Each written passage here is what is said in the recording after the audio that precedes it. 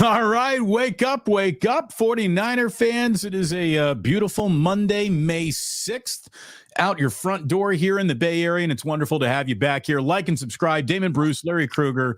It's time to wake up. Good morning, Larry. What is up? We're off and running on a Monday. Big Monday. Big Monday. Hey, I'm just saying, if you watched Friday's show, we gave you a winner right off the rip. Larry, I even told you, don't put too much stock into the prediction, but sure enough, Mystic Dan wins one of the most watched Kentucky Derbies on record with a photo finish for the ages. I mean, that was right out of a movie.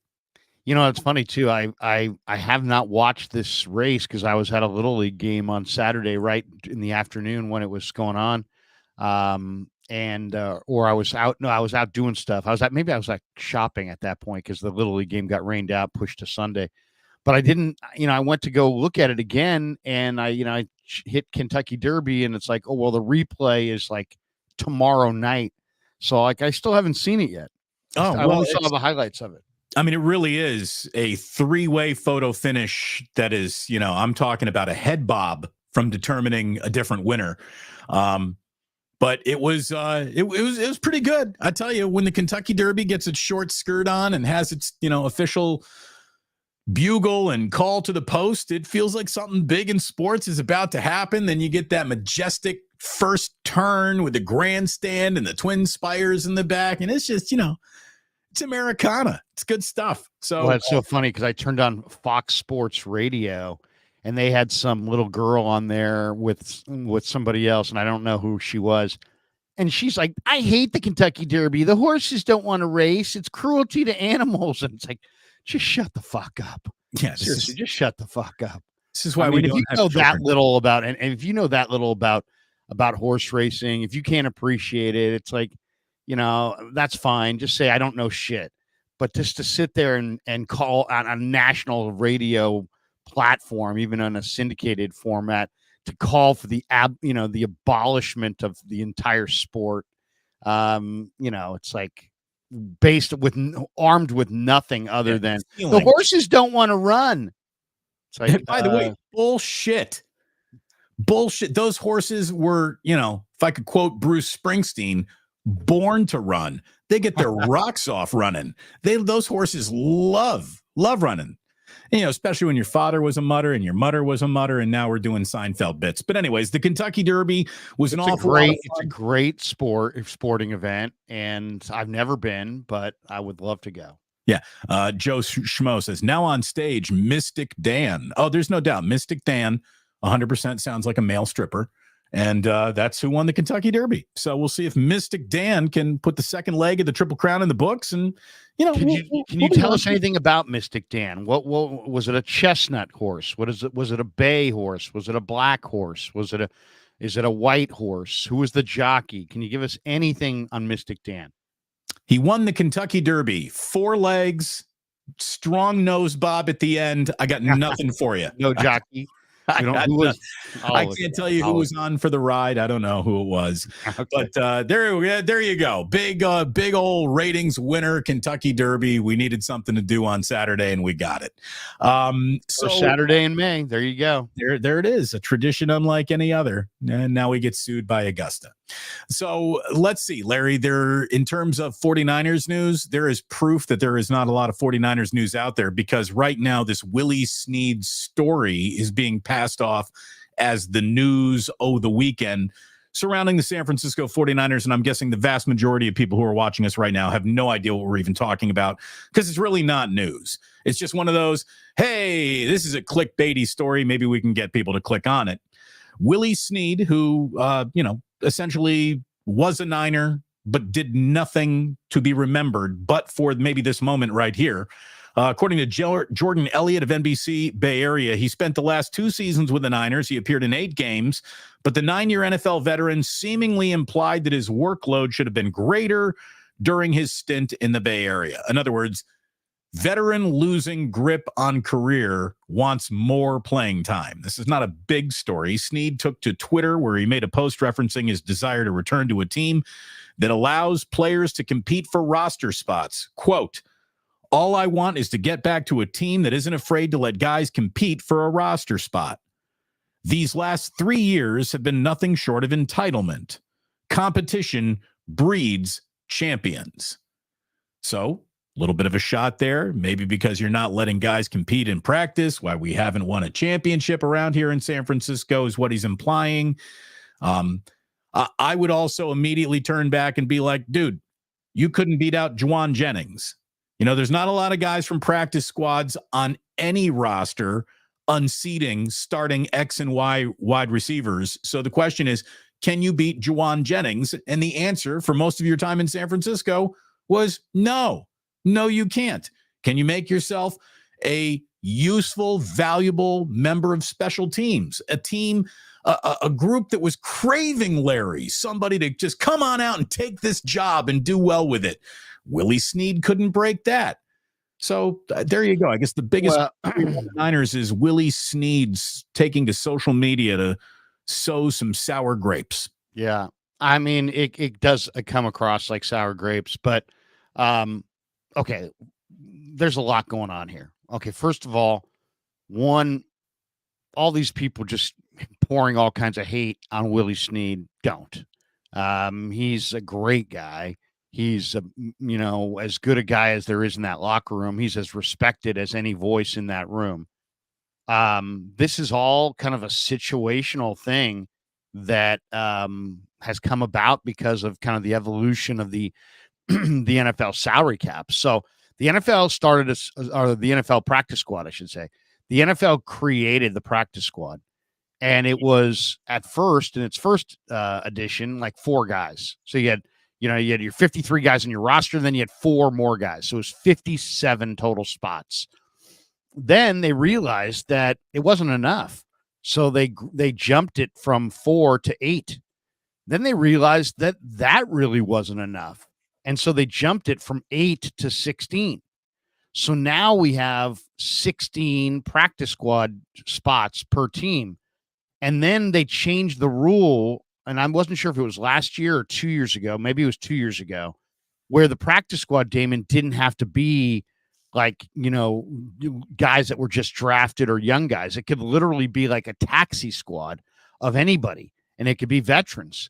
And then when that rule was changed, many teams like the Niners proliferated their practice squad with, let's say, if there's 16 spots, maybe 13 young guys who are undrafted free agents that they want to develop, and then like 3 like veterans who weren't quite good enough to make their team, but also weren't developmental players. These are veterans, guys who've been around the league. Break glass in case of emergency type players. Right. And this is so they could get away from the, on Thursday he was working at Kroger's, and on Sunday he started for the Colts. It's like that story started to become, since you're charging full freight for the tickets, it's like, do we really want it? We're a $25 billion industry. Do we want a guy that was working at Kroger's on Wednesday playing in an NFL game on Sunday? It's a cute story, but does it really make us look good? And they decided no, and that they wanted to improve the quality of play. So they added veterans to the practice squad, and the Niners added 2 or 3 veteran players. So then let's fast forward to, let's say weeks 10 through 15 or something like that, the last couple seasons. And when a receiver went out, whether it be Debo, Jennings, Ayuk, any of their top receivers went out, they didn't promote Danny Gray. They didn't promote Tay Martin. They didn't promote, those guys. They promoted Willie Snead and Chris Conley. And those guys came off the practice squad, and the veteran guys, and they played and they used them. And a lot of times it was like, hey, we don't know what we're going to do. We got this guy, he's hurt and he's dinged up, and we don't know. Willie's here and Chris is here and they're practicing. We're not sure. And then Saturday they come out with the designation. We're recalling Willie off the practice squad. We're recalling Conley off the practice squad. They're going to be active on Sunday. Okay, so then we have that whole group of players. So those players, in a way, are practicing every week. They're making practice squad money, which is not regular squad money. It's far less than the league minimum. And they're there for you in a pinch. And the Niners broke that glass and used Willie Snead more than a couple times, and did the same thing with Conley. And I think now here we are in the offseason, and the Niners are formulating their 90-man camp roster. And I bet you his agent probably reached out to the Niners and said, hey, can Willie get a camp roster spot in Santa Clara this summer? And the Niners, who just drafted Pearsall and Cowing, now have Pearsall and Cowing and JJ and Debo and Ayuk. So they're really probably only going to carry 5 receivers. They may carry a 6th, but they still have Trent Taylor, Danny Gray, Tay Martin, Tariq Owens, Terrell Owens' son. More than they have else, Ronnie Bell. You know what I'm saying? Guys who were passed over last year. So I think what's going on here is just Willie saying, hey, man, when you were dying in a pinch, you're using me. But and where's Danny Gray? He's nowhere to be heard from. Was he hurt? He had an injury, but he wasn't hurt by the time week 13 rolled around. You just didn't trust him. So you used me and you paid me nothing. And now here it is for me to get a camp roster spot. And you're going back to Danny Gray and Tay Martin, even though they didn't do jack for you. And you're, kicking me to the curb and saying, go find a new home. And it's just situational because it's like a veteran group subsection of players that have been created that are kind of like thought of around the league as good enough for the veteran roster spot or 2 on the practice squad, but not quite good enough for the 53. And so he's kind of in a limbo. I'm not saying he's poor because I think the practice squad guys make a couple $100,000, but I think the league minimum is like $700,000. So it's a good $500,000 south of the league minimum. And I'm sure Willie and his wife, and he's tired of it. He's like, hey man, I'm your super dependable guy when you need me, and I'm there for you, but you can't get me a roster spot. And the reality is just not enough room at the inn, and he's probably got to go somewhere else. Look, it's for Willie. He is he's just in a situation where he is doesn't matter nearly as how much more profit can he squeeze out of his football career, which is dwindling based on, on-field production, on-field opportunity. And he won't find more opportunity as he steps into his age 31 season. That's just the way it is, guys. And it's unfortunate because he's playing at a very high level. Like when you watch him practice, he's as good a route runner as they have.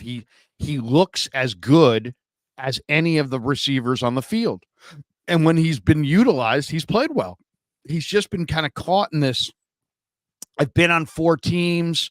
I'm on the wrong side of 30, or, I'm an aging player.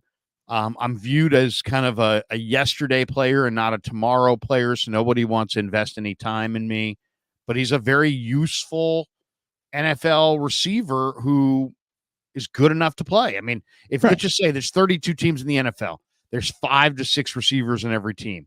He's one of the receiver, one of the best, whatever number of receivers, and should and probably will be on an NFL roster. But this is what's going on more than anything. Look, when guys don't get many bites at the apple, they want more apple. This is very human nature, basic stuff. We see it in every office that we've ever worked in. The guy who's pretty damn good, but just doesn't get the opportunities that she feels they're afforded at this point in time. And, it just happens. I don't know what going to social media does to make Willie Snead look better or more desirable to another team. This is one of those things where I just think it's better to just say nothing. But he went public with it. He even said, flock fans, which I'm guessing is what, Falcons fans, Who Dat Nation, Saints fans, always been good to me. Some real ones. The faithful have a great fan base as well. I only wish I could have given y'all more of what I had to offer. And, on some level, I'm sure the 49ers feel that way too. When Willie got out there, Larry, you said that he was really good when he got out there. I have no memories of Willie Snead being evaluated as really good, needs more, got to have more, got to see more Willie Snead in any moment that we actually saw him.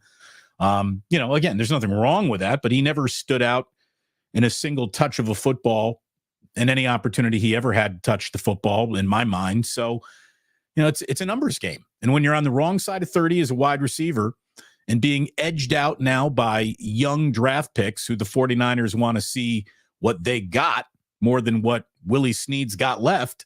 That's, it's just kind of the way it goes. It's tough, man. The NFL's tough.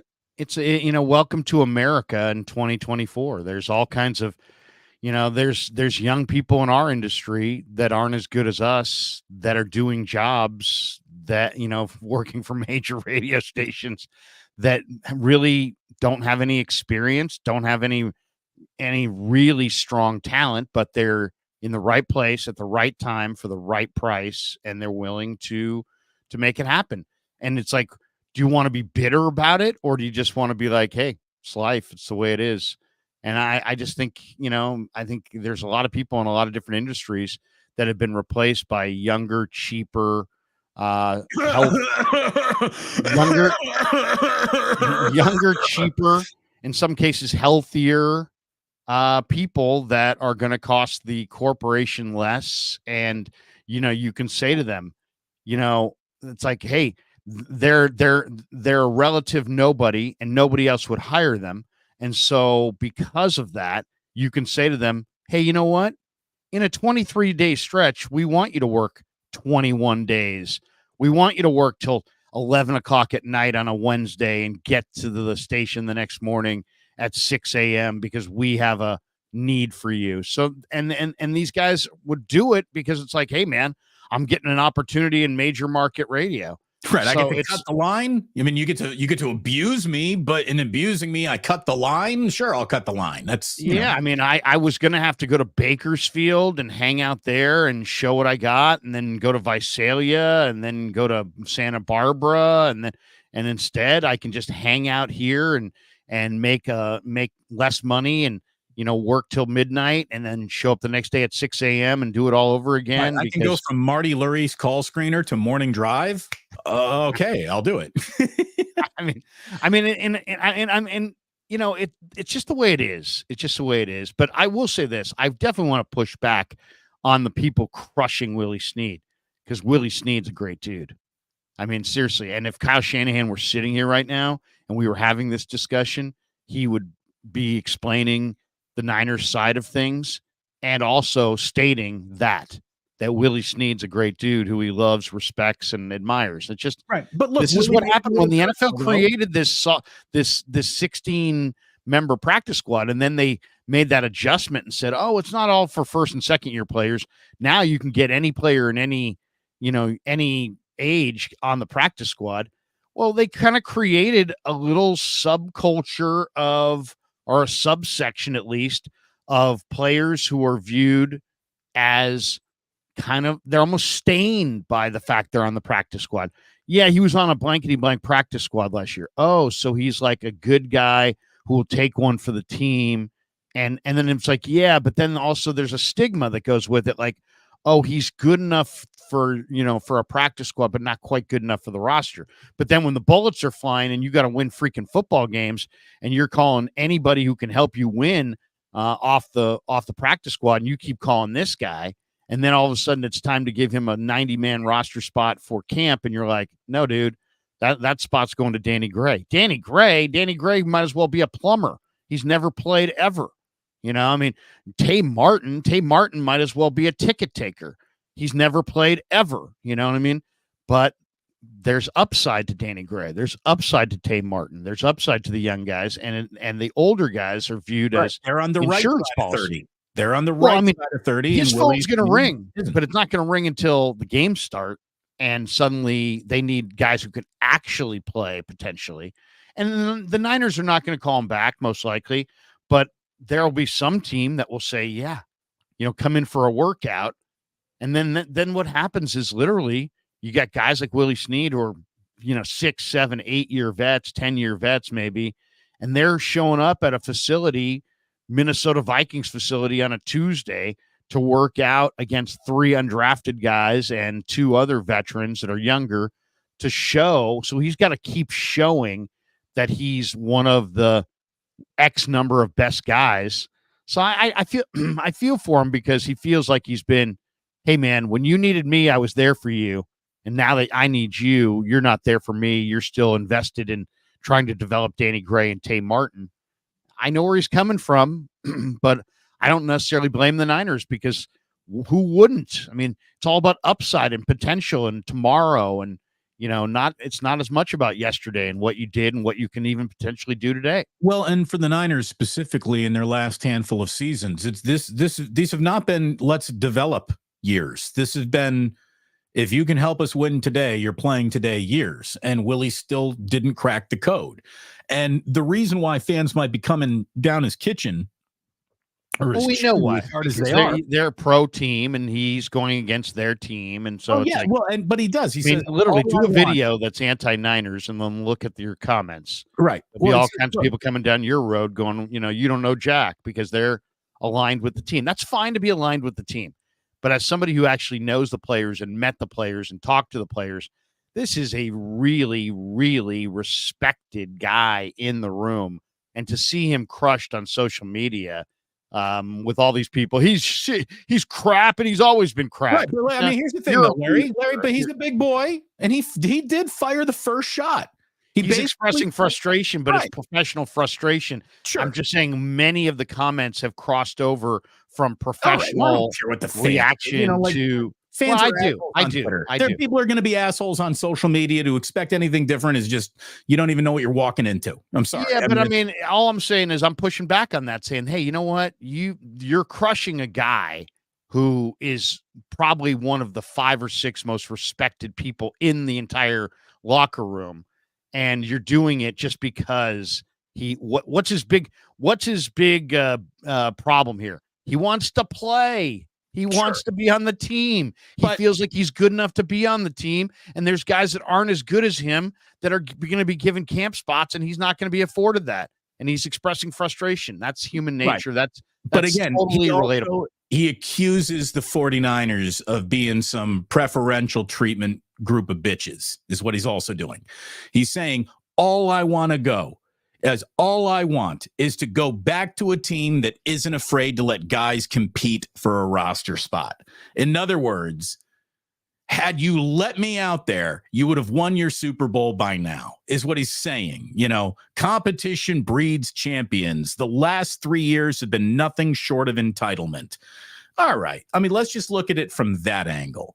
Because Willie Snead, you might say, is one of the 5, 6 most respected guys in the locker room. You've never said that before right now. So I feel like you're kind of serving a moment with that praise more than not reality. When have we ever talked about Willie Snead, period? Exactly. Well, that's the thing. If we had, I would have told you the truth. I'm just telling you, from somebody who stands nose to nose with these guys and talks to these guys, if you had a poll of who's the most respected guy in the room, and you pass that around in the Niner locker room, Willie Snead would be at or near the top of the list. He's a wise, respected, good teammate who practices very hard, brings it every time. I mean, I understand why he's getting criticized. I'm just saying, for the people that are getting incredibly negative and personal, it's like, dude, you have no idea who you're even talking about. Do you think Kyle Shanahan is not allowing guys to compete for roster spots? Do you think that is absolutely, to some degree, yes, reality? To some degree, yeah, to some degree. I mean, it's not about it's just about. I would say to Willie, look, I mean, I would say different things to different people. To the fans, I'm saying, shame on you. Stop getting personal with this guy. He's a really, really good dude. To Willie, I would say, hey, Willie, this is the game of personnel. I mean, John Lynch invested a 3rd-round draft choice in Danny Gray. He's been a bust so far. John Lynch is going to give his 3rd-round draft choice every chance possible to succeed. So Danny Gray's got a roster spot this summer on a Niner roster that's pretty deep, based on doing nothing other than John Lynch wants to try to make his 3rd-round draft choice look good. So yeah, there's an investment and there's reputation on the line, and so it's just the way it is.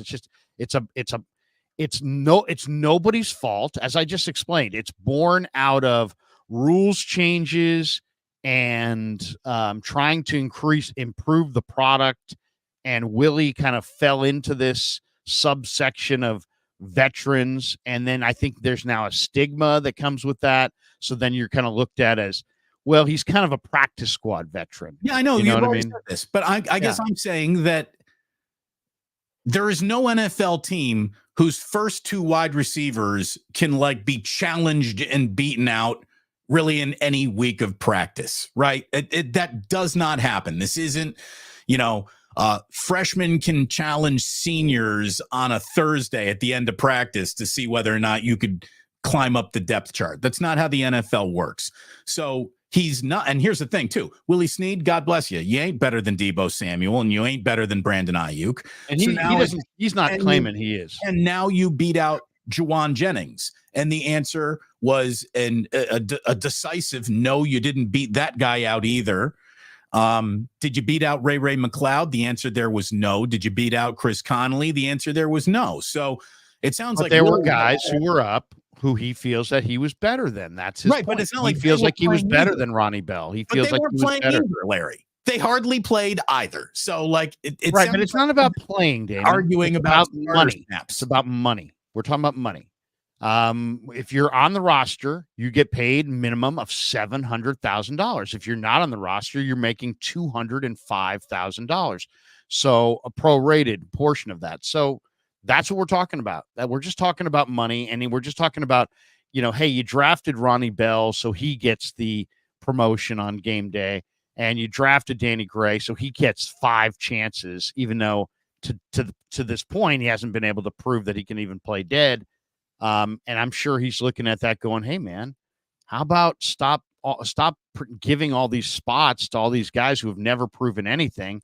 And, I'm there for you when you need me to win big games or at least be active on game day down the stretch where, and they probably, and I don't know the dialogue, but, maybe they're like, hey, take one for the team. And, this will all benefit you at the end. And now he's getting to the end and it's not benefiting him. I don't know. Maybe they I don't know what they coaxed him in with, but he was like almost too good for the position he was in. Well, and now he's kind of sitting there going, I've got a stigma and nobody will give me anything but a practice squad thing. And he just, I don't know, he's venting, and I don't know who he vented to or what the context was. He's going to be on a new roster before next year. So wherever he ends up, let's see if he cracks their starting receiver group. And if he does, maybe he's got a point. Maybe if Willie Snead goes to the Pro Bowl, he will, we'll have to come back to this and be like, maybe Willie was right. But outside of that, let's see where he goes and what that situation looks like for him and how much different it really is with the Niners or just where he is in his career. And I feel that we've already given Willie Snead more attention than needed. It's there, he's blaming the Niners. That I don't blame. I personally don't think the Niners are to blame here. No, everybody's going to try to put their best foot forward and get the best players on the field possible that are ready to win games. And it's just a situational thing. It's just unfortunate. So let's see. What else do we have from an actual that is NFL news department? It's very little. I can tell you that Thursday, the 9th, few days from now, Larry, NFL schedules will drop, which will be news.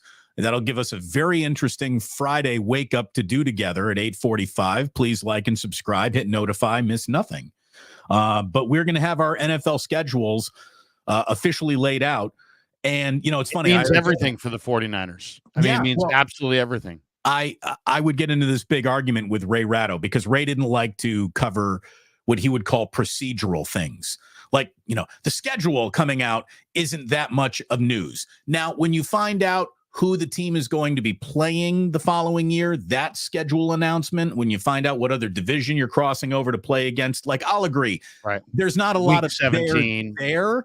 But where there is when the actual schedule and the order in which games come out and where's your bye week, that does matter. Like, that's absolutely what I would tell Ray. Come on, this is, there's a real big difference between having to play the Bills and Chiefs in back-to-back weeks or having those games spread out. So don't tell me that this doesn't matter. It does. Oh, it matters. It matters hugely. Sure. And to me, not only does it matter, I mean, we're talking about a sport like football where rest means everything. Like if you give a baseball team 3 weeks off, that's a nightmare. They play, it's a daily sport. The team that has 10 days off in the playoffs usually goes down in the next round because that's why division winners disappear and wild card winners win World Series. Right. Because it's a daily sport and there's a rhythm to it and the repetitions are required and you don't want rest. But in football, the more rest, the better, especially late in the year. And one of the things that, to me, the biggest factor of NFL games, and I read the Warren Sharp, it was a Warren Sharp article I read last year. It's never grouped. Like, think about it. You go to ESPN.com. It's week 1. You're looking at a list of the week 1 matchups. What do you see? You see the matchups, the home teams on the bottom, the road teams on top. Their records are next to it. They've now injected the point spread and the over-under in the margin, right? So you're getting who's at home, who's playing, their records to that point, and the point spread and the over-under. But the key factor that needs to be in right next to that is the rest.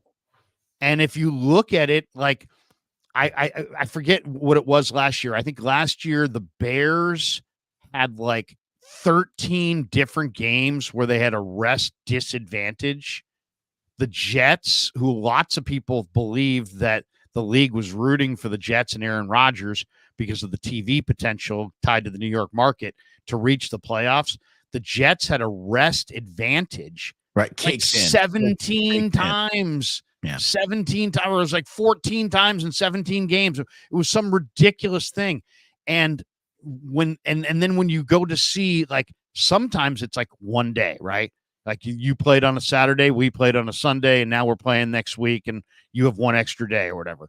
But sometimes, like when the Niners played the Bengals, for example, the Bengals rolled in with a 13-day rest advantage. Now, how did that happen? Because the Niners, I think, had played or maybe the Bengals had played on a Thursday, then they had their bye week. So they rolled in with like a 13-day rest advantage. Damon, they destroyed the Niners. Yeah. And they looked so much sharper. They looked like they thoroughly outclassed the 49ers. But that's what 13 days of extra rest potentially can do. So the next week when the Niners played the Eagles, I believe the Eagles had a rest disadvantage. So it's like this is the factor that the gamblers do look at that the public really doesn't spend any time looking at. Like, ask yourself this. Have you bet an NFL game in the last 5 years? And then ask yourself, before you bet on that game, did you check to see the rest advantage ratio between the two teams that were playing? And most people don't. Most people never look at it. So the other reason the schedule's so vital, the Niners play this year, is it Jacksonville and Miami, or is it Tampa and Miami? But they play two of the Florida teams, and one of them's Miami. Well, if you're playing the Florida teams in September, you're screwed. You're screwed. They practice in that. They live in that humidity. They practice in it. You got guys cramping up. They're not used to it. They're sweating profusely. They're not used to that ridiculous humidity in Miami in September, first week in September. So, and then if you're playing Buffalo, if you get them in October or September, you're good. But if you get them after December 1st, you're screwed. And the Niners play Green Bay, I believe. Is that going to be home or road? And is that going to be, I think we know, but I mean, I think that might be home. But like, you know what I'm saying? The Niners have a couple of cold weather games. And if they're in December, they're screwed. But and they got a couple really, really hot weather games. And if they're in September, they're screwed. So right. You'd much rather go to Green Bay in the frozen tundra before it's frozen. Right. You want to go to Buffalo in September, and you want to go to Miami in Thanksgiving. You know what I mean? And if you can do that, your schedule's not nearly as hard. So look, it's not just it's when they play. Well, and if you would like to see what can a schedule do to either, buoy or destroy your season, just look in the rearview mirror at the Philadelphia Eagles just last year. Remember how great of a start the Eagles got off to? They were cooking. I mean, absolutely cooking with fish grease. They get to their bye week in week 10. They go to Kansas City. They win a thriller in Kansas City. But then the schedule turns into the Incredible Hulk, because after that, it's Buffalo. And then after that, it was San Francisco. Then after that, Dallas, Seattle. And that's when it all started falling apart for the Eagles, when all of these really good teams were stacked on top of each other week after week after week. And no matter how good you are, overcoming all of that was just a little bit too much for Sirianni and crew. And it undid what was up to the bye week, a start that made the Eagles look nothing shorter than the presumptive Super Bowl favorite. I mean, they were incredible, and then it all fell apart. Well, and I always look to September. It seems to me that the Raiders, now I'm not a Raider fan, and I don't care about the Raiders, and it doesn't, but I would say that there's been at least a few years where I feel like the Raiders only have one winnable game in the first month of the year. So it's like you are going to get off to a 1-3 start, and that's if you are lucky. There's a potential for 0-4, and everybody knows the stats. If you lose the first 2 games, your chances of making the playoffs drop dramatically. You lose that third game, and it's like you're in dire straits. Yeah, you're in dire straits. So, I mean, what happens if you're a team? Let's just say you're the Colts, and you're just a middle of the road team. And you get Chiefs at Arrowhead, Niners at Levi's, Rams in LA to start the year. And all of a sudden it's like, you're not that bad of a team, but you're 0-3. So the schedule makers, the schedule means an awful lot. But to me, the one part about the schedule that is unfair, people say on any given Sunday, that go look at these upsets that you you see around the NFL. I would say if you go and charted it over the last couple of years, you would find that teams that, these big upsets, the team that pulled the upset and won the game had a rest advantage on on the team that they played. So to me, that's the one part of the NFL schedule that is I think the manipulation part. It's like, hey, we want Aaron Rodgers and the Jets in the playoffs. We'll give them 14 games out of 17 where they have a rest advantage. Well, that's all we can do, right? And still, he blows out his Achilles on the first drop back, and the Jets are done for the year. Yeah, but they had a rest advantage on all, and the league was, I think, trying to help them as much as they could find their way into the playoffs. Why? Because the New York revenue, and the Rodgers revenue would have been dramatic if the Jets had been a playoff team. Look, I don't think the NFL's trying out there to fix games, but they do kiss teams on foreheads, and the Jets were kissed on their forehead and weren't able to do anything with it. This is something you and I should be all over. So look for that article. People need to look for that article this year, and they'll write it again. As soon as the schedule comes out, somebody will write who's got the rest advantage, who's got the rest disadvantage. And you should not only read the story, you should go print it out, and you should look every time you wager on an NFL game. You should have at least an idea of which team has the rest advantage, or if there's any dramatic, because how many people bet on the Niners to beat the Bengals that day and never checked the rest advantage, right? And then said, "Wow, man, the Bengals look so much better." Yeah, well, they essentially had 2 weeks off, right? And look, that was the zenith of the entire Bengals season, was it not? I mean, that was right. That's the best that they played all year. That was their one and only real statement game of the entire year. Burrow, I think, was lost 3 weeks later for the year, something like that. And they were leaning on Jake Browning after that. The good times ended quickly for the Cincinnati Bengals. Let's see. What else is the NFL passing off as news? Again, this is not really news as much as it was the kind of thing you say to a local writer who bothered to come and cover a celebrity softball game. And that's exactly where this quote comes from, a celebrity softball game. But Larry, J.J. Watt, who again is retired and already starting his, he started his Hall of Fame clock.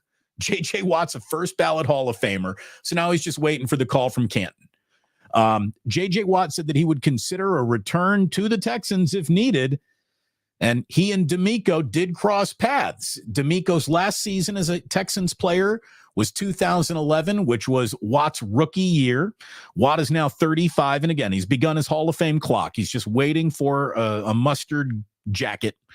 Says, I'm a very fortunate, lucky man. I have a beautiful wife. I have a beautiful son. I had 12 great years in the league, and I'm very thankful to have walked away healthy and playing great.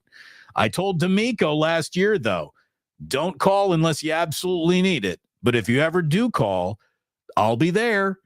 In other words, hey, this Texans team is actually good enough now to make me think maybe it could be one last bite at a Super Bowl that has eluded me in my career. But it really isn't even that. It's giving a quote at a charity softball game. I don't think J.J. Watt's ever playing another snap in the NFL. Do you, Larry? No, I mean, it's just once you shut it down and sit out a year, you're done. Even if you're far younger than J.J. Watt, once you've turned off football and you're not doing the hitting and you're not doing all the training and, you're not keeping your legs in shape and you're not, training like an NFL player, you're now here's the thing, over. Like if you could prove to me, hey, he's training harder than ever and he just got 12 months of rest on his body that is available to no active player, maybe. But again, this is J.J. Watt. Like the only thing J.J. Watt needs to do to be successful the rest of his life is get out of bed. I mean, it reeks of a blown Achilles. That's what it reeks of. You're going to play and then you're going to blow out your Achilles because you're just not, it just, I mean, if he wants to do it, God bless him. If he, I think you're absolutely handicapped it right as far as he looks at this thing and now he sees CJ Stroud and he sees, last year they were, they really liked their head coach and they had won 3 games the year before. This year, they have found one of the great young quarterbacks in the game in CJ Stroud. They've surrounded him with a bevy of weapons and all kinds of talent on both sides of the ball. And he's looking at Kansas City and Baltimore and going, you know what? The Texans are absolutely on the precipice of interrupting that whole Ravens Chiefs, tango and saying, hey, we're at this party as well. And he wishes he was 3 years younger so he could potentially be part of it and pursue that Super Bowl ring. But I can't see it happening. And I looked at the Texans. The Texans have a pretty loaded roster. I'm not saying that they couldn't use J.J. Watt in his prime, but I don't know if they could use J.J. Watt, and if there were endless roster spots, sure. But, I would say J.J. Watt at this point probably is not as good as what they got. Welcome to Wake Up Again. Before the show starts, Larry and I always do like a 40-second chit chat. What are we going over today? And I brought this up as NFL news. He's like, nah, don't even include that. And I understand. You got it wrong, Larry. I mean, wait till you guys hear this topic and you'll see how disappointed you all are. Here's the thing. It's not a sexy topic, but what a well-adjusted right way to step away from a career. Running back Duke Johnson retired. Once again, stop the president. That doesn't move the needle. Well, he's the University of Miami's all-time leading rusher. So again, this was a good player coming out of college, and as a professional, he was just, he was there. 8 years, 4 teams, and this is his quote: 8 years, 4 teams, 1 goal in mind: create a better life for my family. That's what he posted on Instagram. Good. I never dreamed of being an all-time leading rusher of my dream school or being somewhere on the list of all-time players to come out of South Florida. I just wanted an opportunity to play a game and to provide a better life for my family, and I was able to do just that. I want to thank each team for giving me a chance to play and representing your organization and all the fans that supported me through the highs and the lows. Sir, bravo. I mean, way to go, Duke. Yeah, I mean, and that's all about it, We all have a small amount of time in this league. And whether you do a lot in this league or little in this league, just being in this league puts you in a class of athlete that very few can claim to ever be a part of. It was an honor to be a part of it. I have made a significant enough amount of money to where my family and I really aren't that worried about money anymore. And that's kind of nice. And thank you, NFL. It was, a financially stabilizing thing for me and my family more than it was great memories for you, but it all works out in the end. And, little signs of dignity, decorum, and class to me stand out like sore thumbs more than ever before, Larry. So cheers to Duke Johnson for the near perfect retirement statement. Outside of that, and the reason is that his real first name, by the way, Duke? I don't know. I don't know if that's his given Christian-born name or not. Maybe. Maybe. He's I don't know any other Dukes. Bo and Luke Duke. Again, that's a surname though. That's not a first name. What's that? That's their last surname. That was their last name, the Duke boys. So that was the last name. Duke. Nothing was better. No tease in the history of television was better than the General Lee Airborne on a Friday night. Let me tell you, seriously. They went to the commercial. County. They went to the commercial with the car in the air. Yeah, it's like that was television genius. Well, and then you had what's his name? Was it Merle Haggard doing the voiceover, and he'd be like, "Them Duke boys are up to a little bit of a problem. We'll be right back." Roscoe Pico train was hanging out behind the cooter. It was a great show. It's a great show. I don't know if I don't think they could I think the Dukes of Hazzard's probably on like PBS in Atlanta. If you get down to the South, you probably find the Dukes of Hazzard on PBS. It's their masterpiece theater, Larry. What the boys didn't know. That's what I always used to love. What the boys didn't know was that Roscoe was just sitting behind the tree and watching them the whole time. You can't have a car just going around all willy-nilly with the stars and bars on top of it anymore in 2024. You just can't have a Confederate flag as the roof of a car. Yeah, you can't go with that. That's so a buddy of Jillian's, actually, this guy who lives out in Iowa. He's a car guy, like a serious motorhead through and through. And he always wanted to own the Dukes, the Dodge Charger with the Charger. Exactly. And he wanted it painted flag with the whole thing. And then he was like, look, I'm not driving around in a Confederate flag. He's like, not even in Iowa. I'm not doing it. I'm not doing it. So let's see what else we got. The only other thing that I guess we could pass off as news is a roast of Tom Brady. Oh, it's all anyone was talking about. As I was dropping the boys off this morning, both radio stations were all over the roast of Tom Brady. I didn't watch it. Larry, did I miss anything? You did watch a little. Yeah, you did. It was pretty freaking amazing. Was it good? It's good. First of all, what did they pay Brady to do that? It's just like people were ripping him, start to finish, and that's what a roast is. But a couple of the highlights, at one point, I think Kevin Hart turned to Dana White and says, "You're basically just doing Michael Vick's deal, but with people." It's like, oh my God, that was unbelievable. That's pretty good. That was unbelievable. There was Belichick was kind of bad. Randy Moss wasn't very good. But man, Will Ferrell was there. There was this one girl early on. I forget her name. She's a comedian, but she was absolutely in fuego. Nikki Glaser.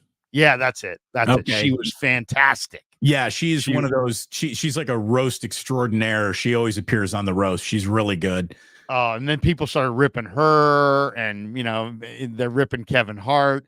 And then one of the people who talked after Kevin Hart wanted to say in short, but then said in Kevin Hart. It's just instead of calling him short, just said his name.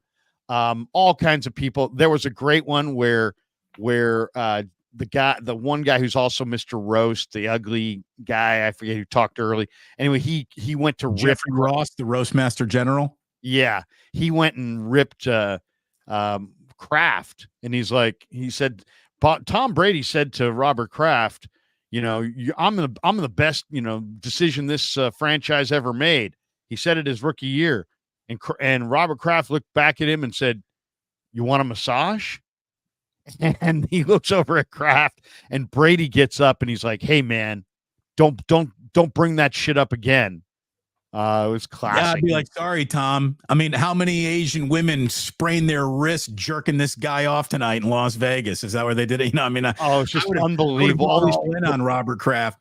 All these people were like, Tom, it must suck that your wife left you for somebody who could kick your ass.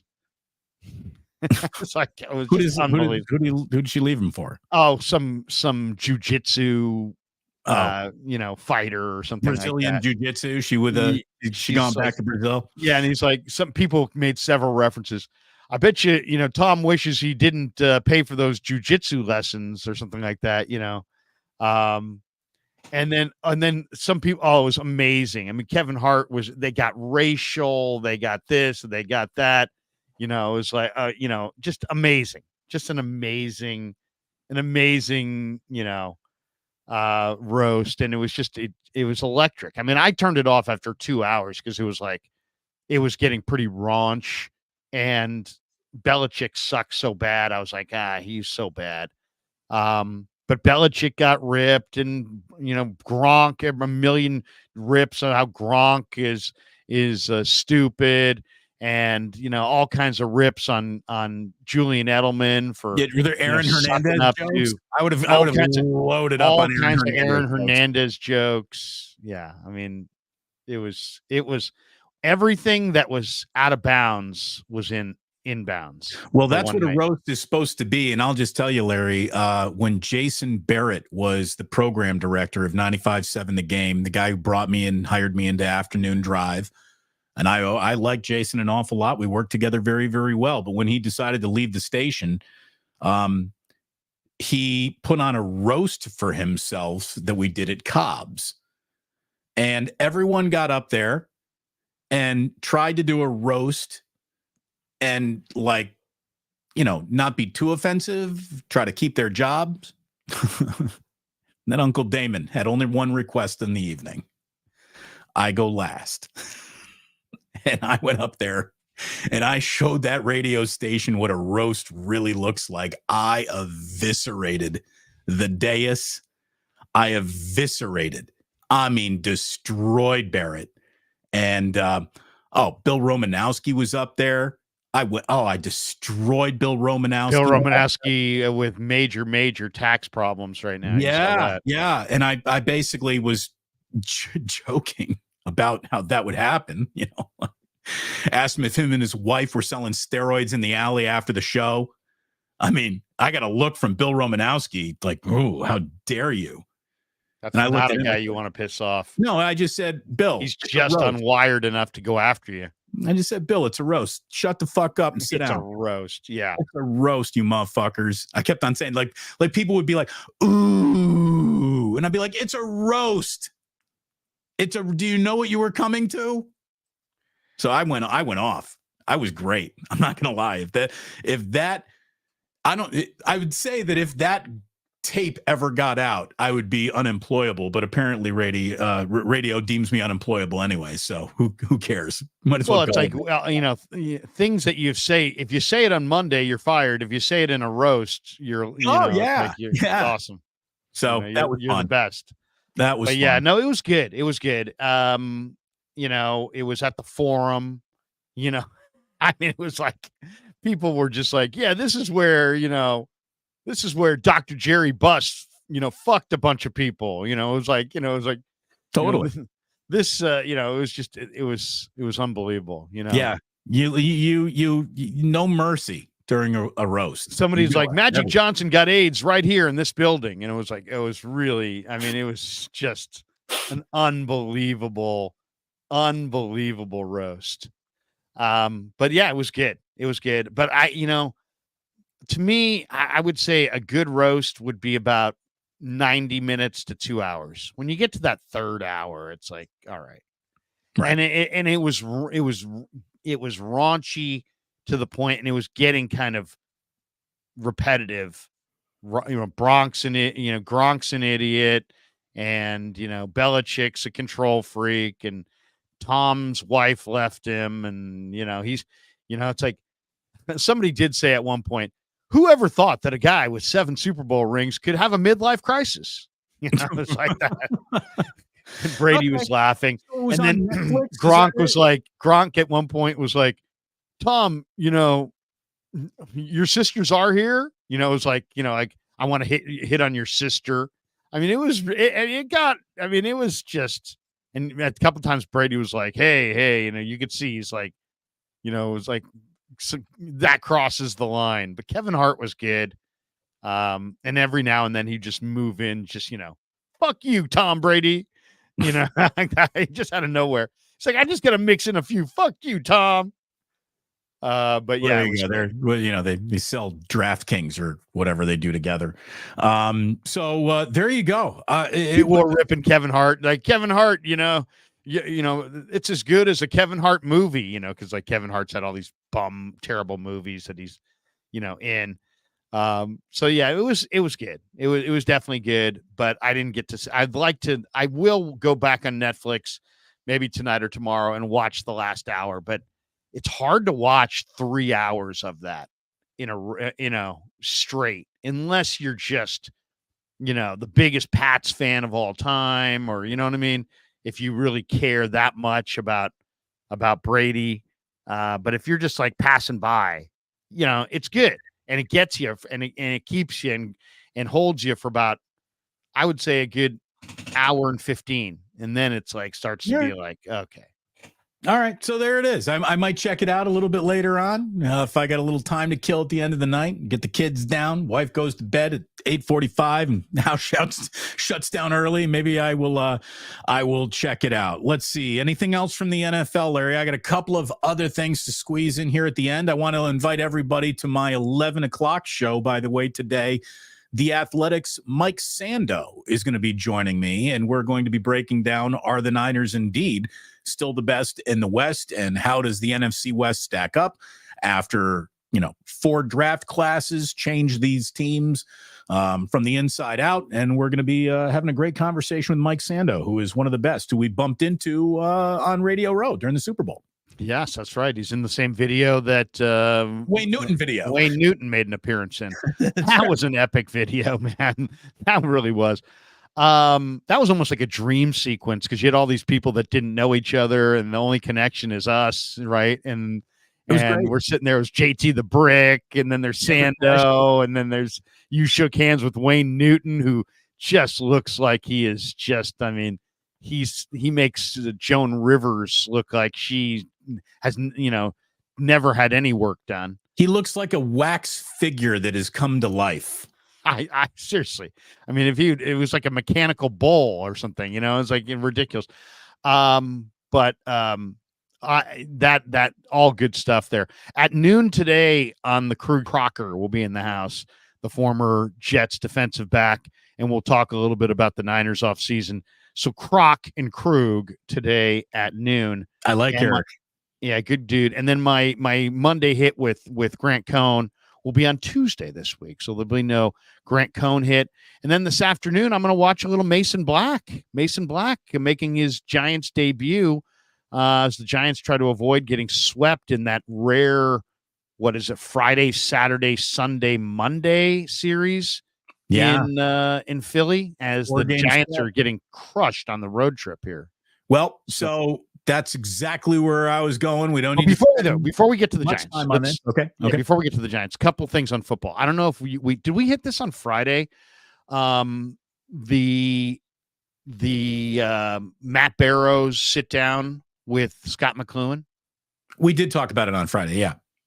Okay. So did we bring up the fact that Scott McCloughan thinks that Isaac Guerrendo isn't going to make the final 53? We did talk about that on Friday. Yes, we did. Okay. So anyway, that I thought was worth mentioning. Also, I have a video coming out later today, and I went through every team's draft and undrafted guys, and I've got winners and losers, a video coming out, winners and losers from the draft. I'll just give you the tease in that the 3 loser teams, I didn't have the Niners as a winner or a loser. They're kind of in between. But I have the Bears, the Cowboys, and the Raiders as the biggest losers from the draft. Well, and your Bears premise because everyone else is scoring the Bears a big win, but your entire Bears premise is you don't believe in Caleb Williams at all. I don't believe in Caleb Williams. I'm not a big Adunze fan, and I just think, but the Bears did get a quarterback after the draft named Austin Reed. And just remember that name, man, because this guy is a hell of a quarterback. And wait until you see the Bears may have stumbled into the Trey Lance, Brock Purdy situation here, where they took Niners took Trey Lance, but then they got Brock Purdy. The Bears took Caleb Williams, but they have this guy Badgett, and they also have now Austin Reed from Western Kentucky. And all I'll say for football fans is do not be shocked if Austin Reed becomes a really good quarterback for the Bears. But they got him as an undrafted guy. But yeah, Bears I didn't like, Dallas I really didn't like, and the Raiders I really didn't like. And then I have like 15 teams that I thought were the big winners. There was a lot of winners in the draft this year. I'm guessing you got Philadelphia on top of your winners. I'm guessing you got Pittsburgh on top Philadelphia, of Pittsburgh, both of the New York teams, Houston, the Chargers, the Rams, the Seahawks, the Bills. Yeah, there's a Miami. Miami had a very, very good draft. So I'll put that out there later today. You can check it out on the Krug Show, a little video on the winners and losers. I'll be watching a little bit later on today. The Krug Show, brought to you by Pig and a Pickle. Pig and a Pickle. Get yourself to Ike's too. My good friend Ike's got a delicious sandwich waiting for you, and there you go, taking care of the sponsors who love us very, very much. Happy 93rd birthday to Willie Mays, the baseball's oldest living Hall of Famer. That is who Willie is now. And I tell you, he's still got an awful lot of his faculties for being a 93-year-old man. Willie Mays, 93. It's one of the true regrets that I haven't seen more of his playing days. Like, I wish we had more in his prime footage of Willie Mays, other than the same, 5, 6, 7 highlights that are the only things that have survived in the Willie Mays highlight reel. If you want to see an older man get emotional, ask an older man about Willie Mays and what they meant to their childhood. It's the closest you'll see to old men get a twinkle in their eye and start crying. Like, there is so much romance attached to Willie Mays by that generation. And that generation was a harsh critic, so he was a good baseball player, Larry. I'm comfortable in saying that. Yeah. Happy 93rd Willie for sure. And, growing up in San Francisco, my dad is a native San Franciscan. And, I don't think people realize that when the Giants came west in after the 57 season, that Giants fans were tough on Willie, because they love Joe DiMaggio. DiMaggio had played his AAA ball here. He grew up in North Beach. He was a San Franciscan. He was an established superstar in New York. And, the Giants fans, really held Willie to a very high standard, and they loved Cepeda and they loved McCovey. Those guys were rookies at that point, and they were viewed as San Francisco's own because they came up out here on the West Coast, where Willie came up in 51 in New York and was kind of viewed as New York's, and they wanted him to they thought he was just going to hit a home run every at bat, and he was going to make an amazing catch. Eventually, of course, he won them all over. There he is. I'll never forget the interview that I did with Willie, and I wish I had it. It was the opening of at the time Pac Bell Park, and we sat in the dugout and talked, and it was like me and like 3 other people interviewing Willie. And Willie was always a difficult interview because he had strong opinions and would go off in a bunch of different directions talking about different things. But I remember as a kid, just my dad speaking in such glowing terms of Willie Mays. And then maybe the best part about Giant rain delays is that NBC Sports Bay Area will play the retrospective on Willie, and his dad, Kitty Cat, was a guy who worked at a steel mill, and he just cleaned up around the steel mill. And he was the guy that kind of introduced the game to Willie. And he was really tough on Willie. He made him play catcher. He made him play first. He made him play second. And he had to like master every position on the field. And baseball was a huge part of Willie's life, and at all points, to the point where he was playing for, like a professional team when he was like 15, 16 years old. And he played for, his manager was this guy, Piper. And supposedly Willie would say Piper wouldn't yell at him. He would just kind of tell him how to do certain things. And he learned a ton of baseball playing. Now you see kids, hey, we'll play up. You're a freshman, you're on the varsity. Well, he was basically the same kind of thing. He was a 15-year-old, 16-year-old playing with the Birmingham Black Barons, I believe. And he was, all the people, and Jim Davenport is quoted in the retrospective as saying that, all the people who followed the Negro Leagues in Birmingham all knew that Willie was a prodigy. That they were talking about him when he was 15, 16 years old, when he was playing with pros, because they knew that he had this amazing potential. And really think about the integration of baseball. And, aren't the Giants playing a game at that Birmingham Barons Stadium later this year? Aren't they playing like a throwback game to pay tribute to where Willie Mays' career got its start? I should. I don't know if they are, but they should. But it was, there were just several parts of that documentary that, it's a 1-hour documentary retrospective on Willie's career. But Willie came along at a time where, guys like Jackie Robinson, put their foot in the door and opened the door, and Willie and Hank Aaron and Frank Robinson and that whole next generation of ball players came through.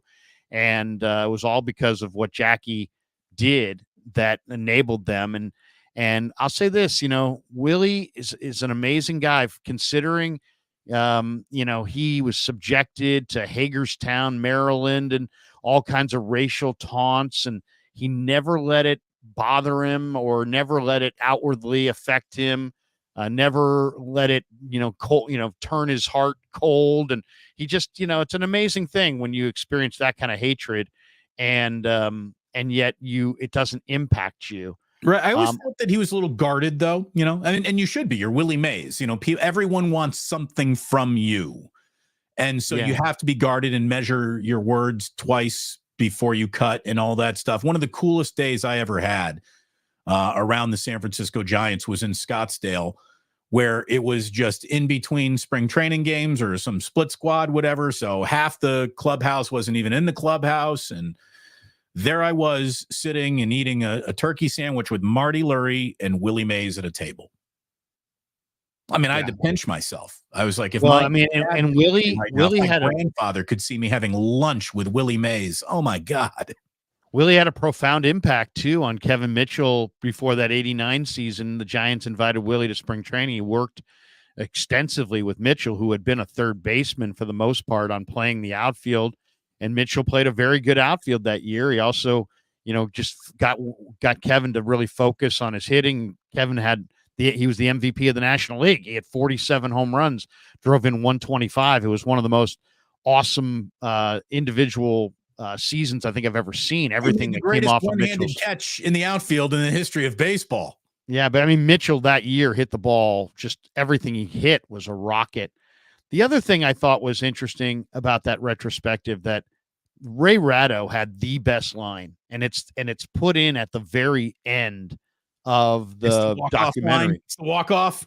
It absolutely is. It's the walk-off line. And Ray is such a, he's an older guy. He is a good wordsmith. He's a good perspective guy. But in the documentary, it finishes up with Ray Ratto saying that Willie Mays was the signature player of baseball's most talented era. And that, I think, is so well encapsulates the true greatness of Willie Mays. I mean, he played in an era just in New York City alone where there was Mickey Mantle and Duke Snider and Willie all in one city. Everybody's a Hall of Famer. The whole city's a Hall of Famer, and he stood out among all of them. He just was a little bit better at everything. A little bit better hitter, a little bit better fielder, a little bit better base runner, a little bit better thrower. He was the signature player in baseball's most talented era. And I think that was so well said. And because, you can talk about Ruth all you want, but the sport wasn't integrated. Ruth may have been the best ever, but maybe it was Josh Gibson. Maybe it was Satchel Paige. Maybe it was, Oscar Charleston. I mean, maybe it was one of those guys, but we'll never know because he didn't play against those guys. But Willie did play at a point in history where the sport was integrated, and you had this amazing group of talented players that were, pre-47 were not allowed, and in the 50s they were allowed. So Willie did play in this amazing era. But the other thing I thought was really interesting is that now you go to watch a Giants game, if a left fielder, if they go a double switch and they pull out the left fielder, well, they don't do the double switch anymore because there's no pitchers that hit.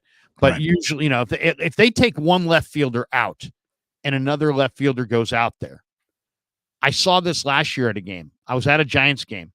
The new left fielder ran from the Giants dugout out to left field and then ran all the way back to the dugout to get the card that was in the back pocket of the left fielder that he replaced that told him where to play every hitter.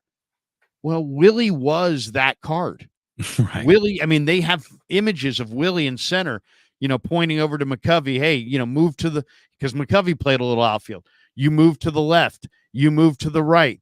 Just amazing. He positioned all the outfielders, and he did it all just based on his brain. And so he was. John Miller says it best. Willie was such an awesome physical talent that he doesn't get credit for being one of the smartest baseball players the game has ever seen. He was like a coach on the field. Herman Franks was his manager. He's quoted as saying, I let Willie play center field the way he saw fit because he knew players and he knew, they didn't have tendencies. They didn't have research and development. They didn't have analytics. They didn't have any of that stuff. Right. It was all just Willie Mays and in his head. Grid with every quadrant, accounted for, and balls are hit into this quadrant with this frequency. So you got to stand there. The game was much simpler. It was a much simpler game. It was the other one is the quote from Felipe Alou, who says, when Willie Mays went between the lines, it was do or die. And he played the game incredibly hard. And I remember my dad used to tell me as a kid that Willie would play so amazing, play every day. Even the All-Star game, he'd play all 9 innings, wanted to play the All-Star game, played in like 24 All-Star games. There was a couple of years there, like 4 or 5 years, they played 2 All-Star games. But he had an incredible record in the All-Star game, played the All-Star games, but he would literally break down and need to be hospitalized. I mean, literally like exhaustion. Like it happened like 3 or 4 times in his career where he's just playing every day and all of a sudden he just breaks down, exhaustion, needs to be hospitalized. So the guy played incredibly hard and he always went first to third and he always went second to home. And to me, he talks about that 62 series against the Yankees where Matty Alou hits a ball into the right field corner and Roger Maris goes down into that right field corner. This is before Candlestick was enclosed, and the field had the rain had come so strong that the ball died and did not ricochet around in that corner. And Roger Maris got to the ball, scooped it up on the run, hit Bobby Richardson with just a perfect relay throw, who then threw a one-hopper to Elston Howard, and the runner had to stay at third. That brought up McCovey, who hit a hard line drive to Richardson for the final out.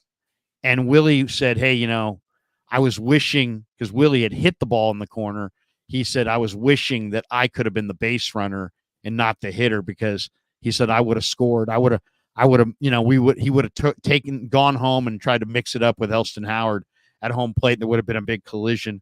But 62 series. I mean, an amazing thing. Not to mention the 51 series, which was Mays' first year, Giants-Yankees. That's DiMaggio and Mays on the same diamond, the intersection of their two Hall of Fame careers. Pretty amazing stuff. Willie, we could go on and on and on and on and on talking about Willie Mays. All I'll say is my dad used to say, it's funny too, because Joey Amalfitano was quoted in this documentary. He's talking about Willie and he's talking about different attributes. And he's like, Willie was just the best. Willie was the best. Right. And my dad used to say that all the time. He'd be like, you know what? He was just the best. He was just the very, very best. And that's an amazing thing, considering there was Stan Musial, there was Hank Aaron, there was some awesome Roberto Clemente, and some incredible players that played in his era, but he was considered the best. Happy 93rd Willie Mays. Meanwhile, Giants offense, Larry, is why they're 1-5 so far on this 10-game road trip. And I was looking at some numbers.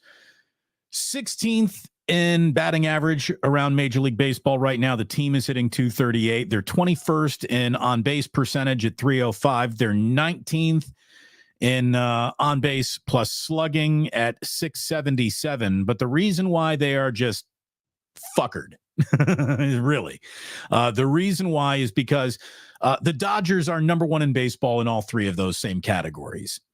They're number one in the National League with 47 home runs. And guess who's the third team in baseball in terms of home runs right now?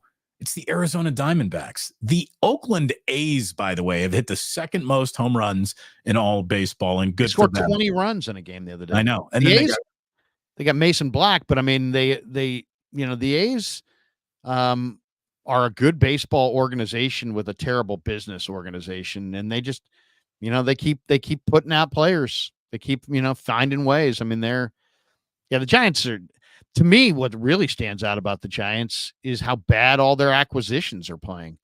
I mean, outside of Jordan Hicks, who looks good, Jung Hoo's 248 or something like that. I mean, there were people like 10 days ago, 3 weeks ago, whatever, saying, Krug, I can't listen to you because you said that you ripped Jung Hoo Lee.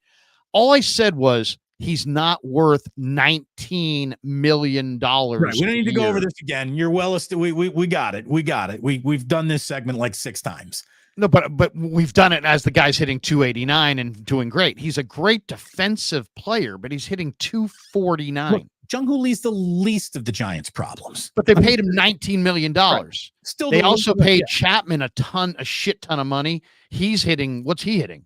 Terrible. He's like 208 or something. Like he's got no bat speed anymore. Soler, they brought him in. Well, how's he doing? Bad. I was hoping for Soler, so I'm not saying that I wasn't wishing for Soler. I was, but I mean, literally every single acquisition they've made is in the toilet, except for Jordan Hicks for the most part.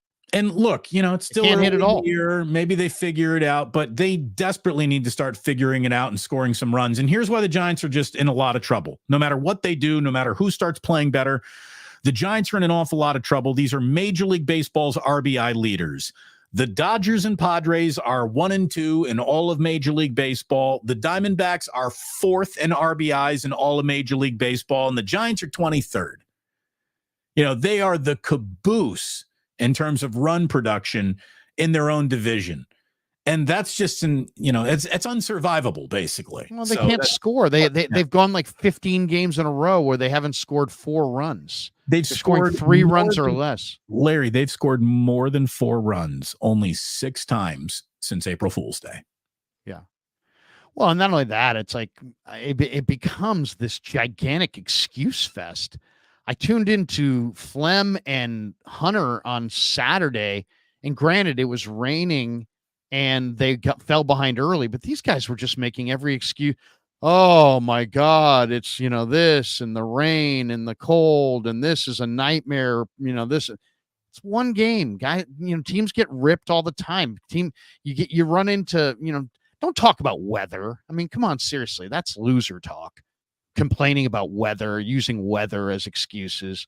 They're not only that, it's a non-distinct club. I mean, it's like Wade's doing well. Tyro's starting to heat up. He hit one out yesterday.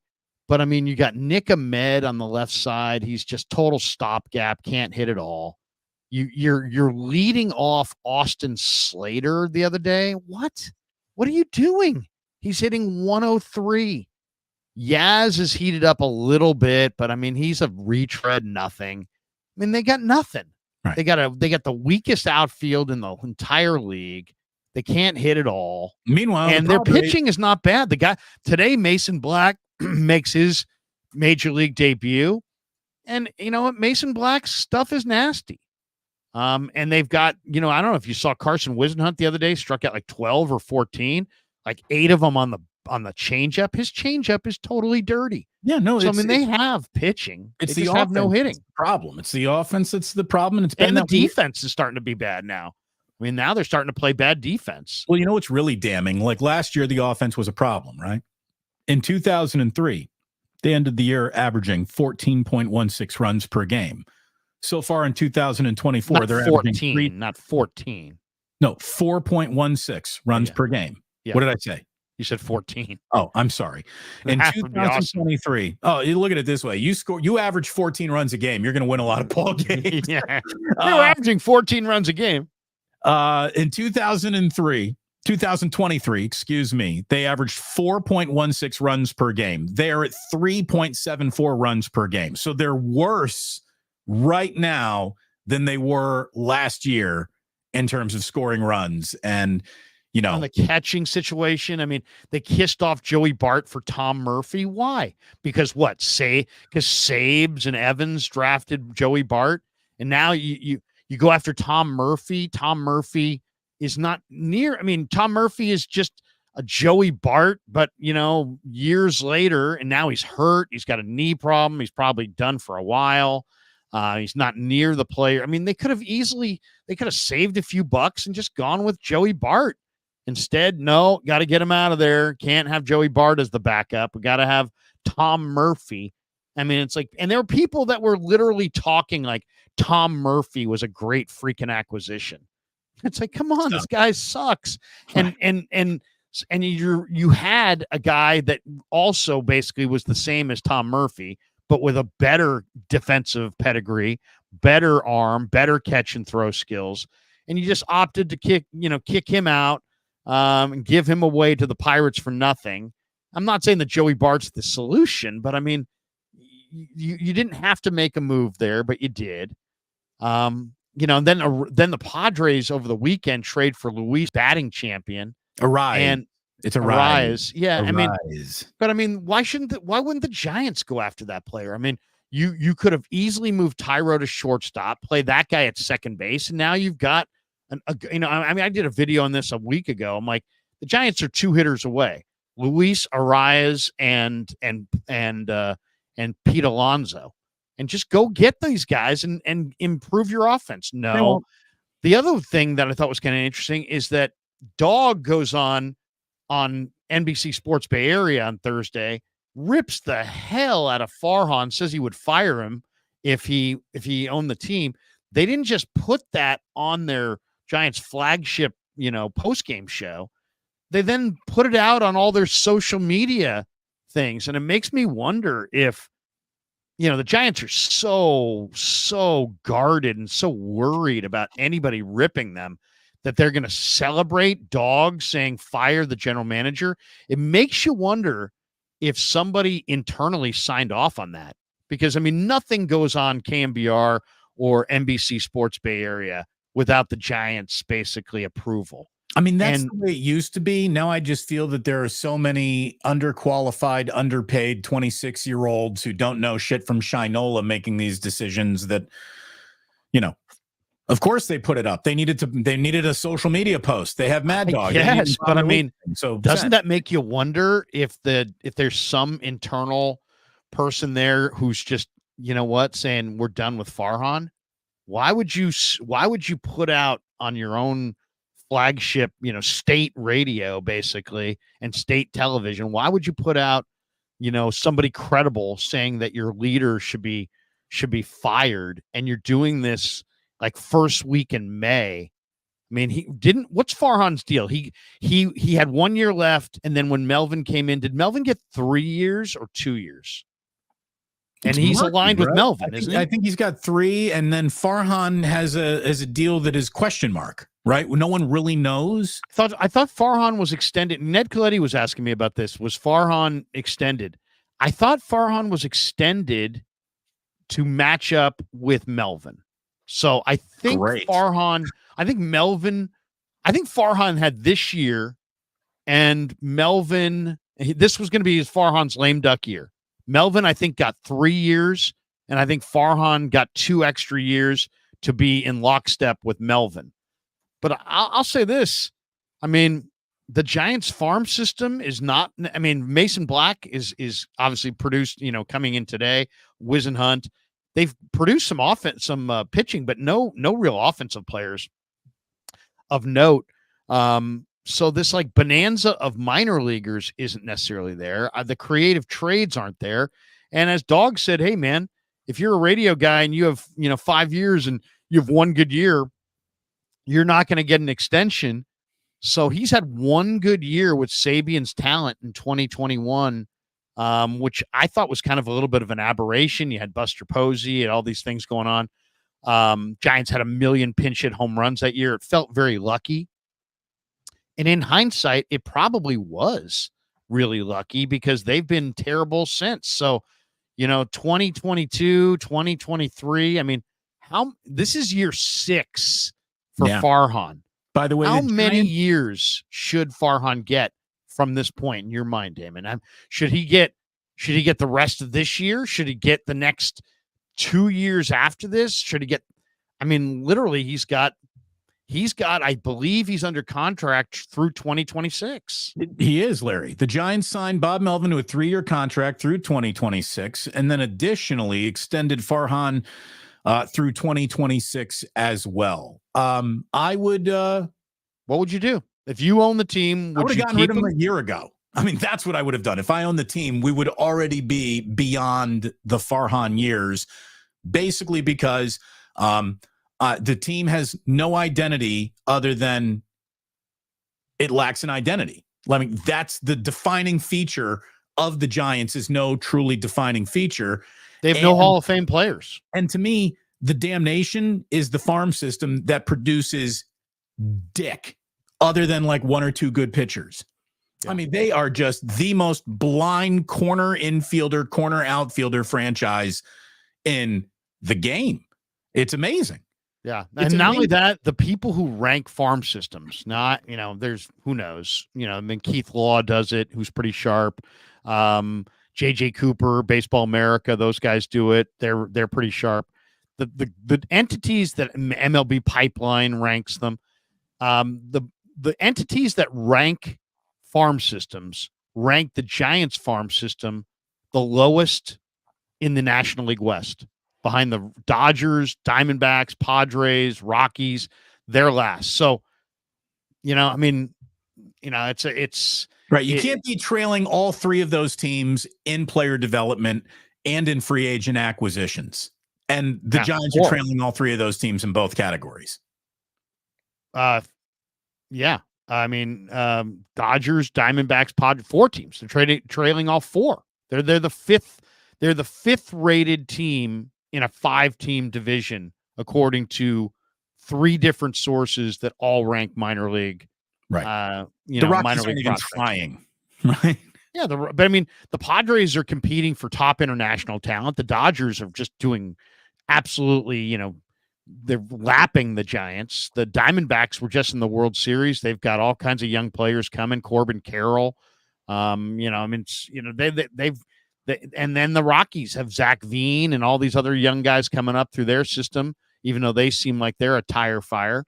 But yeah, the Giants have the lowest rated minor leagues. So it's like, if you haven't jump-started the minor leagues and you've been here for 6 years and you really haven't, you have 1 major league successful season to show for it, and attendance is plummeting, and then the Giants ownership group in past years, you could kind of blame them as well.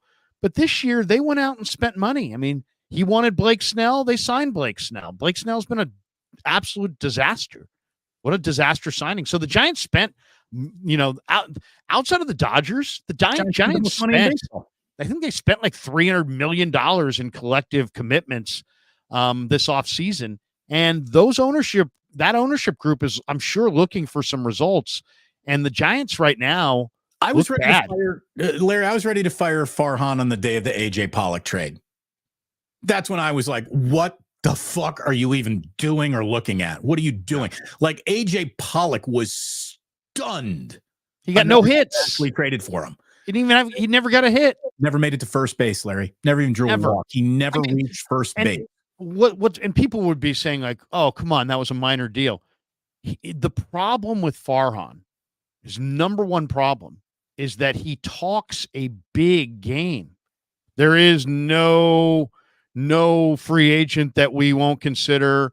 There's no this and that. And it's like, it's deemed like be out of his control that the Giants can't get free agents.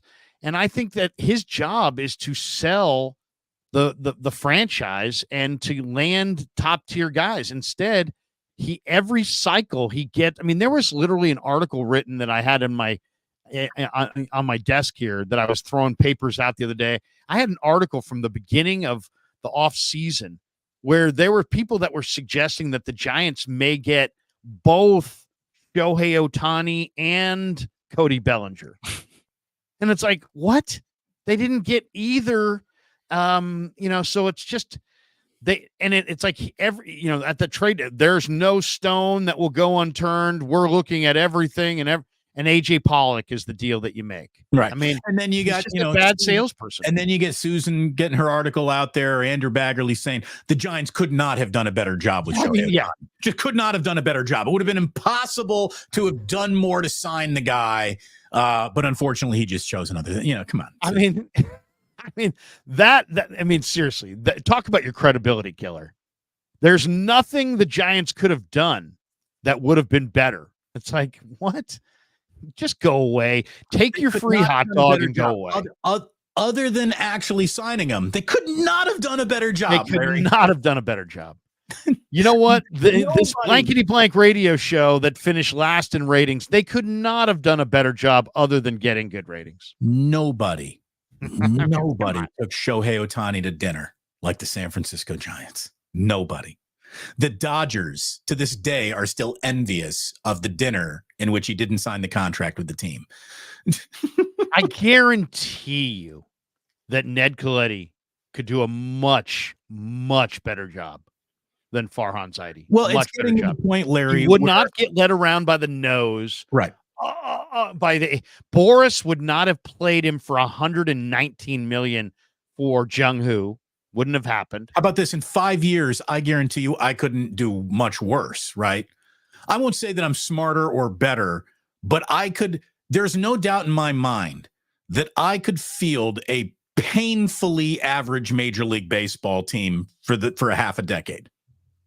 I could absolutely do that. I could have a painfully average baseball team. The Giants are rich. They're one of the richest teams in all of baseball. They own their own ballpark. They own a lot of the land around the ballpark. The Giants are financially positioned better than like 99.9% of all teams in Major League Baseball. And with that advantage, and with an iconic brand of the San Francisco Giants, fresh off a decade that saw them win 3 World Series titles, the fact that you can't get anybody really to sign here. Everybody who signs wants an out after 1 year or 2 years, and you give it to them. Somebody said to me, Jung-Hoo, that it's not a 6-year deal. He's got an out after year 2 or something. It's like, dude, no, the Giants are committed to him for 6. He has the ability to say, I'll walk away from $19 million after whatever, 2, 3, 4, whatever it is. But let's make no mistakes. The Giants' commitment is for the 6. The player has an option to walk. That's the deals they have to sign. They can't get guys to sign there. Now, is it part of it out of his hands? Sure. Is the the fall of San Francisco as a, and the image department has hurt badly. That has nothing to do with Farhan, and some of it's largely contrived. So, and baseball players' wives are the ones who are making these decisions, and they're a notoriously conservative group of people. This is a left-leaning area for sure. But I mean, it's been a left-leaning area forever, and the wives of baseball players have been conservative forever. So, you know what? Nothing should have changed that dramatically that would prevent the Giants from competing. And it all kind of plays to me like weak excuse making. Like, I'm a crappy executive and can't get the job done. So let's blame the conditions of San Francisco.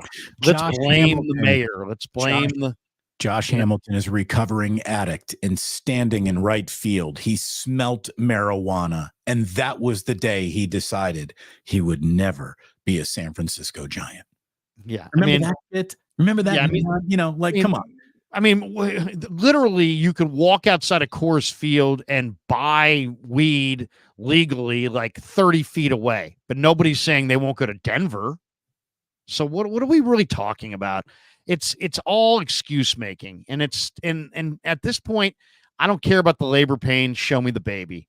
I don't care. I mean, the Giants under Farhan Zaidi have become a second-class citizen. The irony is that they actually beat the Dodgers in 2021 and won one more game and won an amazing division race. But in reality, under Farhan, even though he's got that head-to-head win against the Dodgers, they've fallen so far behind LA that it's like they're playing different sports. Yeah, I mean, and then and what I can't stand are just the blatant lies. Like the Giants yes crew all basically tried to confirm that the Giants offered Shohei Ohtani the exact same $700 million deal with all that deferred money. Isn't that interesting? Because the Dodgers then took that deferred money and spent the extra money on Yamamoto. Well, the Giants were supposedly going to give Shohei $700 million, all of it deferred. But so then they were going to go get who? I mean, it's like, I just don't believe it. I just don't believe it at all that they were going to make that kind of an offer. How about you take the word deferred out of it and get the player? When if who might be more interested in $700 million, the $700 million that's deferred or the $700 million that you're guaranteed right now? Like, sure, but do you even believe? See, I don't even believe the notion that the Giants offered the same amount of money. It's just like we don't want to look bad. It's like the only thing that we don't care if we lose the bidding for Ohtani. We just don't want to look bad. The only thing I believe is that they did their level best, because that's what they did their best. There's nothing that we could have done more on this live stream. We did our best. We did our level best to make. We need someone to come out and say that nobody has done a live stream as good as this. There's nothing more we could have done to make this live stream any better. Larry, I didn't want that Duke Johnson story to be part of the NFL news, but I was just doing my level best to keep it in the headlines and, stay inside the chalk. So what do we got in terms of super chats? What do we got today? How are your eyes doing? How are your peepers? Oh, they're still a little off, so you're going to have to read for me. Here we go. All right, here we go. This is Greg Argisi saying, Larry, respect you. Stand nose to chest with players. I appreciate Larry goes into the locker room. Larry goes into the locker room. There we go. And you know what? I think everybody should, because I think everybody would have a better appreciation for these guys. It doesn't make you cover them when they're not doing well. I mean, I talked face-to-face to Chase Young 3 times after he was traded here, and yet I still called out his Cadillacing in the NFC Championship game. But you do have I think you have a little bit of more humanity about your commentary when it's a person and not just a name and a number and a name and a number that's you're totally disconnected from. If you know you're going to face the guy up the next day in the locker room, you're probably going to choose your words a little bit more carefully. That's all. Love you guys. Best content in the world. It's coming from a Jersey dude. Thank you very much, Greg. Appreciate it.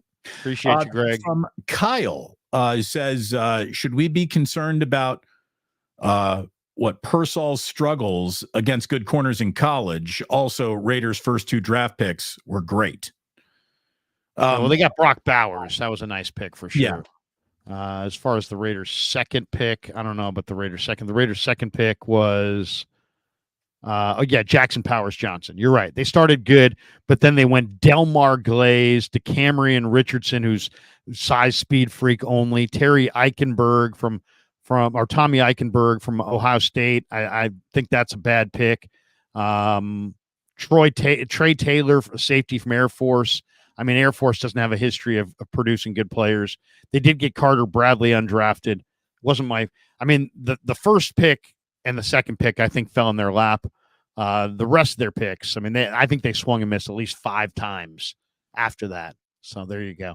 Only time will tell. But look, only time will tell. Look, Ricky Pearsall has got to prove that he can get that level of separation from elite corners playing man-to-man, yet he also has a reputation that he was always open. So hopefully Kyle figures out a way to run him open. And, I really want to see how many of the 49ers drafted rookies even show up to help out in 2024. It feels like they got a lot of guys who might not even hit the field this year, which is sort of the opposite of the way I thought that they were going to go about their draft. But we'll see. Even though the guy might not be a big 1 contributor, maybe he'll be a big year 2 or 3 contributor, or maybe Ricky Pearsall is the biggest surprise the NFL will serve up this year. And he is highly involved and is the first young receiver under Kyle Shanahan to receive a lion's share of responsibility. Well, only time will tell. I'll say this about Ricky Pearsall, and I've studied him a lot in the last week. To me, it's all about toughness. It's all about toughness. How tough is he? I saw him on the ground an awful lot. Can he beat the jam at the line of scrimmage? Can he catch those passes in the middle of the field, take a big hit, and, come back for more? How tough is Ricky Pearsall? Think about the people that they're saying that, they're hoping that he's like. They hope he's like Cooper Kupp. What's Cooper Kupp's defining trait? Toughness and quickness. They say, they hope he's like a Julian Edelman with a little bit more size and speed. Well, what is Julian Edelman? Super, super tough. If you're going to be a slot receiver in the middle of the field, taking hits, you got to get off the line of scrimmage, and you got to keep your feet, and you got to be tough. And to me, that's really it. If you know that Ricky Pearsall is incredibly tough, then I think that's an amazing pick. But if Ricky Pearsall is, just not the toughest guy and doesn't like that much contact and is going to shy away from the big hits, then no. Then you've drafted a 3rd, 4th, or 5th wide receiver, and you used your 1st-round pick to do it. So to me, that's really it right there. It comes down to a referendum, and for me, on the guy's toughness. If he's super tough, awesome pick, and he may be a prolific combination with Purdy. If he's not tough, he's going to be a specialist, and there's a chance of Jacob Cowing. I actually think Jacob Cowing is going to be better. I'll say this right now. I think Jacob Cowing is going to be better than Pearsall, and I think that Cody Schrader is going to be better than Garendo. So we'll see. We'll see what happens when we get to camp. Well, that's all the time we have. It's about being tough. It's about being a good show. When there's not a lot of headlines to work with, you still got to make something out of it. And that's what Damon and Larry did today. They really, they stretched on the Duke Johnson story. I think we all know that, but they were very nice. They paid tribute to Willie Mays, which is the correct thing to do as well. So I'm glad that they got that element of the show in there. You got a Derby winner too. I always like a good gambling win, and I certainly don't want to pay the losses when I do this. So Larry, am I going to have to pay this bookie that I'm asking you about? My guy collects, Ralph, but my guy pays. Oh, that's great. But my guy also collects. Oh, I don't know. I almost had Willie Mays in the Miata. I told him, I said, let's have Willie get in the Miata. Let's drive around. People will recognize me. They'll recognize you. They'll recognize Amici's. We got a bumper sticker on the back. You love the lemon pepper wings. Let's go to Amici's, and maybe we'll invite Trent Baalke. I want to go anywhere that Willie Mays is. But my concern with Willie is at no point in his career did he ever blow out an ACL. no point in his career did he have the kind of career-threatening injuries that, Coach and I talk about all the time. I like toughness. I like the toughness that it takes to play football with one knee ligament. That's what I'm looking for. I'm a football guy, Ralph, and I get the sense you're not a football guy.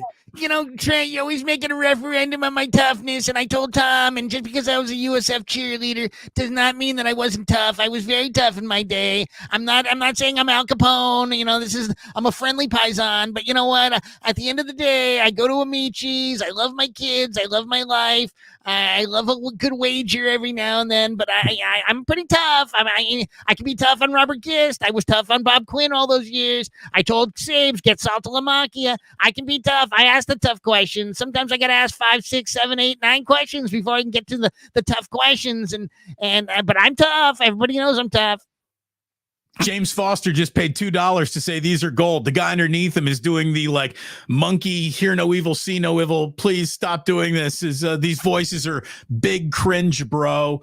Tell me you're not from the Bay Area. Thank you very much. Yeah. Everybody, have a great Monday. Go tune into Damon's channel at 11. He's going to have Mike Sando on, and, I like a good Sando, and Mike's a killer guy, though I don't believe at any point he's ever torn his ACL. And listen to Croc and Krug at noon. They'll be talking a lot of Niners, and what I like about Croc is he's a football guy.